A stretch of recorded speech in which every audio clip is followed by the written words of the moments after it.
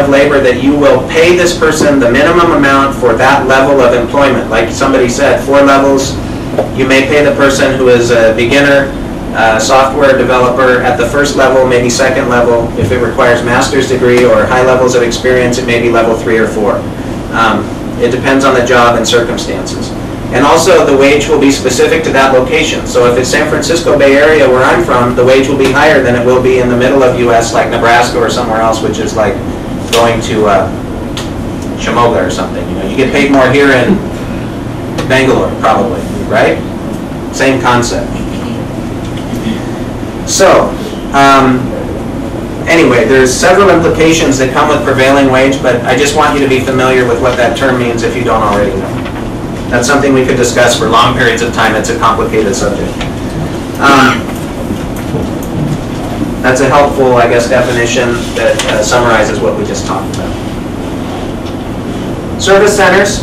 This would describe the processing units for the immigration service, where most of the H-1B and non-blanket L-1 applications are going to be filed. It will also be where you send an extension application, like you were asking, can you extend an I-94? Yes, if you're in the US, you would file for an extension of your status at a service center in the US. There are 4. One is in California, there's another in Nebraska, Texas, and Vermont, which is a state on the East Coast above New York.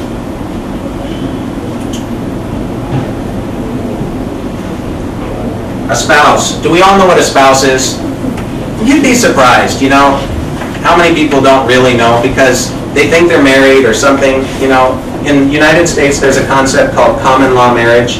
You've been with a person for 10 years, living, but you never had a ceremony. Sometimes the government just says, hey, that person is considered married, but you're not really for immigration purposes. And what about 2 domestic, kind of like, you know, modern relationships, 2 people who just live together? No. Same sex? No. Right? All of those things? No. A spouse is somebody who, under U.S. law, has been engaged in a legal marriage, and the United States recognizes legal marriages in almost every country, unless it's some kind of a marriage that might not be typical of the United States, like maybe polygamous marriage. That's not allowed.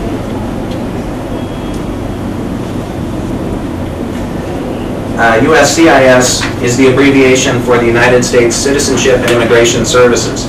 This name, this acronym, USCIS, has undergone a few generations of evolution recently. It was known as BCIS, and you'll see that referred to even in their own website. They haven't updated most of it. Even in some of my materials, occasionally you'll see BCIS because I wrote these things sometime a few years back when that was the official acronym, which was Bureau of Immigration and Citizenship Services. And INS, which is the one that everybody must know because that's the one that's in all the movies and that's the one people still use generically to describe the Immigration and Naturalization Service. But now it's USCIS, or if you want to be even cooler, CIS. Now, general visa process. I'm going to talk briefly about some of the overview. Change of status, that's a concept that I talked about just briefly when I mentioned student visas and being in the US as a B1 or some other kind of visa holder. You can change status. This means that you are converting from one type of temporary visa to another. Okay?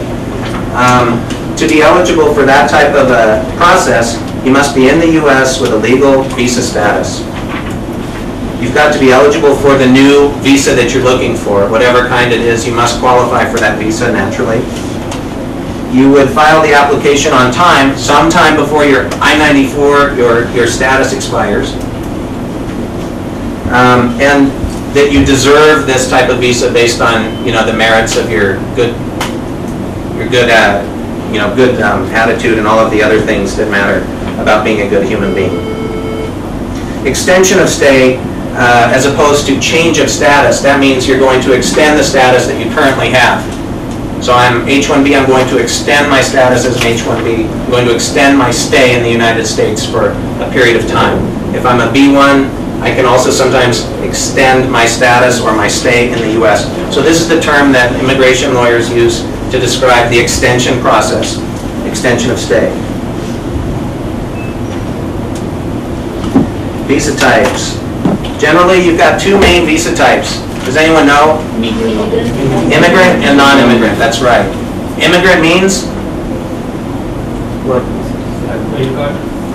Green card, permanent resident, somebody who wants to stay permanently in the U.S. So there's a visa category for that. And of course, there are temporary. Temporary visas, notice there's two types indicated, non-immigrant temporary visas, which are this alphabet soup here. Has anyone ever eaten alphabet soup in this room? Do you know what I'm talking about? In the US, there are noodles they make like a shape of a letter, and they cook that in a soup, and when you eat it, it has the letters, and sometimes they serendipitously fall into like order, you know, you eat the word or something.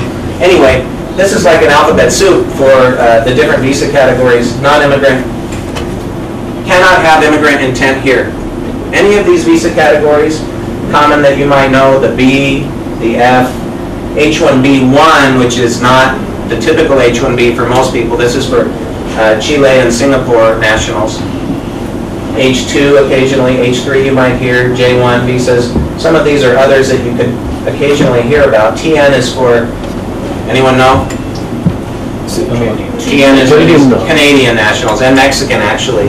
Anybody who is north or south of U.S. directly, that was a treaty devised by the U.S. back in the 90s for a certain visa category. But these temporary visa holders, the E, the E1, 2, G, H1B, L, O for superstars, the O visa is outstanding people. Those are O for outstanding. These are people who can have the intent to stay in the U.S. and nobody's going to give them a hard time when they come in. And then there are permanent visas or immigrant